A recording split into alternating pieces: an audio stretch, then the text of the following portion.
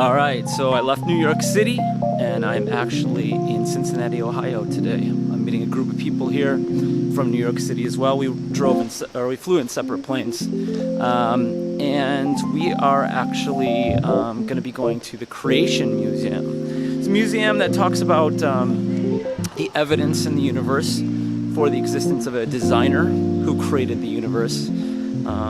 And I think in this age that we live in, I think it's a really important debate, you know? Is there a God or is there not a God? Interestingly enough, basically in the city where the Creation Museum is, we have this right in the airport. You've got dinosaur fossils all over the place. And when you take a look at it, here's what it says. It says American Mastodon. And it says it is 3.75 million years to 10,000 years ago that this mastodon lived. And so I just find it very interesting. Of any airport in the entire country or world, for as far as I'm aware, I think this is the only one that has dinosaurs right there. And it's interesting that right on the sign it disputes the idea that the Bible suggests that God created the world about 6,000 years ago. And so you can see the fight is on right from the very get-go, right when you get off the airplane. So I think it's going to be a great trip. I think we're going to have a fantastic time. We will first today go see the Creation Museum, and then tomorrow we will go to something called the Ark Encounter. Somebody remade the massive Noah's Ark from the Bible, life-size. So it's huge wooden structure. I believe it's the largest wooden structure in the world. And so we'll check that out tomorrow. So, should be a good trip. All right, we're here at the Creation Museum, and we're excited to get in there and check it out. Here's the first thing you see right here is a big dinosaur. Yeah, I don't think that dinosaur was really made to be ridden. You take a look at the spikes up on the top. So we're gonna have a good day today. We're looking forward to it. Dinosaurs? Nice. I see right there we've got a dinosaur. Looks like a dinosaur claw. Is it a claw or a thigh?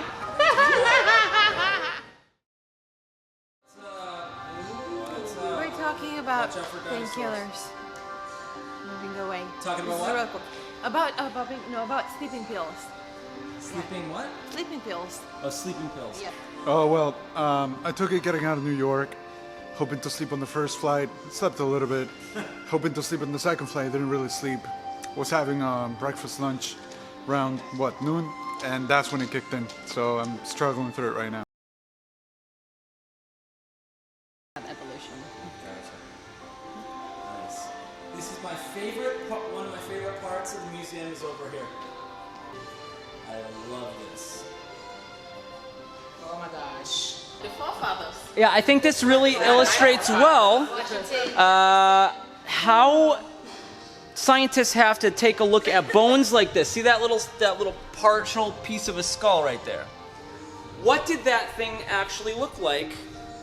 When it was actually alive, and we don't exactly know. And so, depending on your theory, it's going to determine the way you kind of artistically picture what that creature used to look like. And so, we can see the spectrum.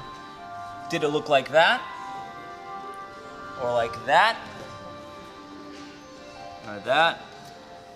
Or that? Lucy Or as that. a gorilla.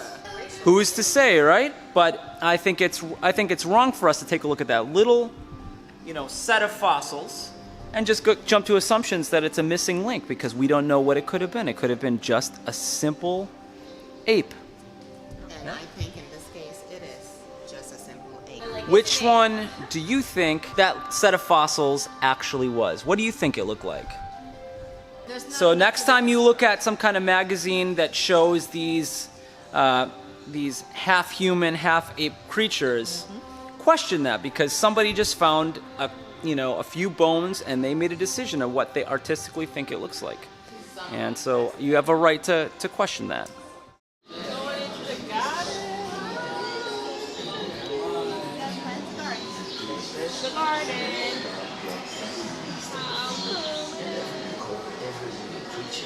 That was the name thereof. Mentally God described in Eden Adam to see what is and what's Adam called life, because she was all God called every beast of the field and every creature a man and his wife, and were not ashamed.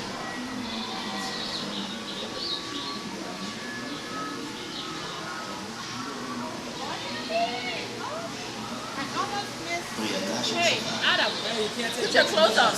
Hey, put your clothes on. We're not supposed to know anything about that. No. You don't have clothes on. So one of the major themes here is that dinosaurs existed alongside human beings. Now, according to evolutionary theory, that's not possible because evolutionists, Darwinists, they believe that dinosaurs died off many millions of years before humans came around.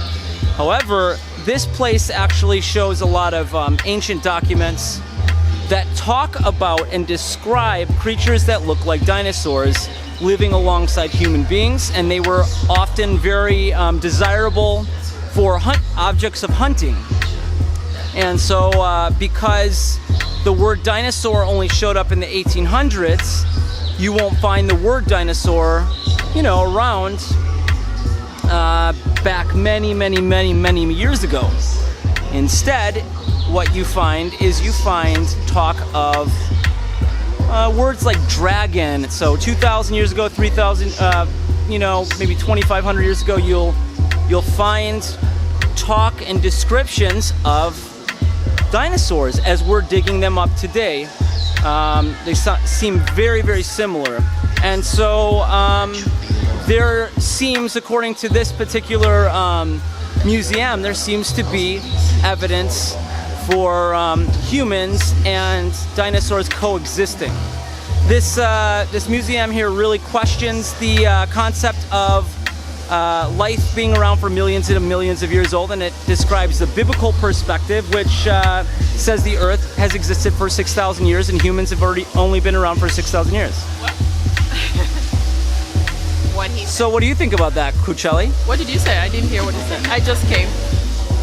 So she's gonna think about it, and then she'll get back to us. About what?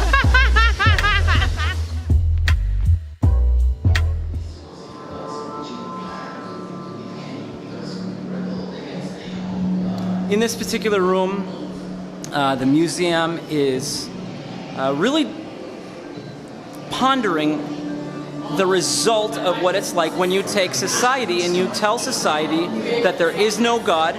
You tell humans that they were not created on purpose, but they were an accident, kind of the result of time and chance and accidental mutations of genes and so forth, and the meaninglessness and the ethical downslide that occurs when God is not in the picture. And I think this is a very interesting topic to consider. And so I appreciate them bringing this up.